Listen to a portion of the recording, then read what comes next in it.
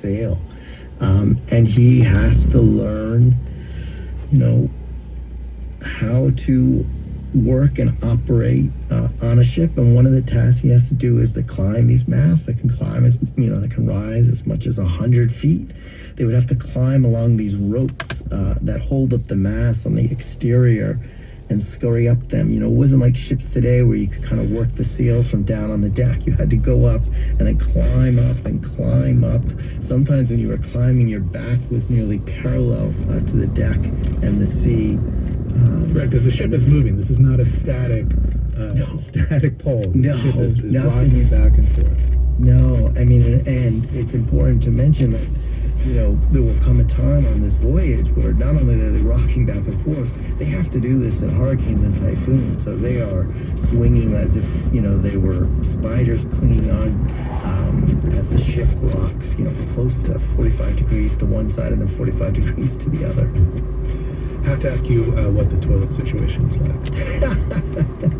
Well, everything on a ship had its own name, and the toilet was known as the head. It was basically a hole in the water, and it would just kind of shoot through and down into the sea. But in storms, for the average seaman, when it became so rough, and when they were going around Cape Horn, the seas were coming over the entire bow of the ship, washing some of the heads away and making it impossible to use them.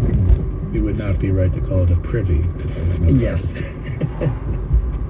So, you'd be a landlubber if you called it a privy. So, there was a lot of documentation that happened on these boats. A lot of the officers would keep logbooks, even some non-officers would keep logbooks. Why were these so important? Yeah, so the Admiralty and the British Empire and the government required the senior officers all to keep a logbook, the captain and lieutenant, of almost a daily occurrence of the wind and the elements and unexpected accidents and remarkable incidents. And this was partly a way for the British Empire, which was during the stage of its expansion. These documents provided a kind of encyclopedic knowledge of what the world was like, what these unfolding were like, trade and conquest. These documents were also very important because if anything happened on a ship, so there was a meeting or a shipwreck or something like that, they would become entered into evidence at a court-martial, and officers were instructed not to alter them or to edit them because it raised suspicions. And some of the logbooks of the Wager survived the wreck. You actually got to read them. What was that like? Oh, yeah, I mean, it's hard to fathom how some of these documents survived typhoons and the tidal waves and the shipwreck and made it back. You could hold these incredibly brittle documents from the 18th century, you open them up in a box and you pull them out, dust just blows out of them.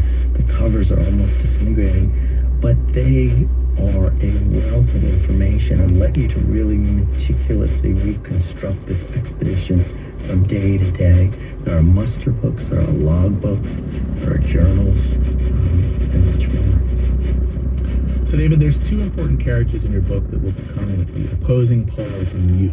One is the captain, David Cheap, and he actually starts this journey to South America as a second in command of a different boat, but he's promoted to captain of the Wager after its captain dies. Give us a little sense of him.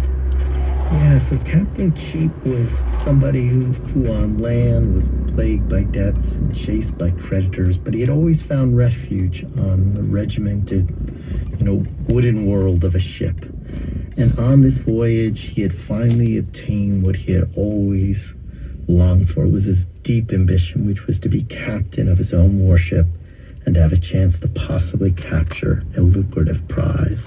Right, and the other character is John Bulkley, who was the gunner of the Wager. And the gunner is in charge of the boat's munitions and was usually a very responsible and reliable person, which would describe Bulkley. He was considered a natural leader among the sailors.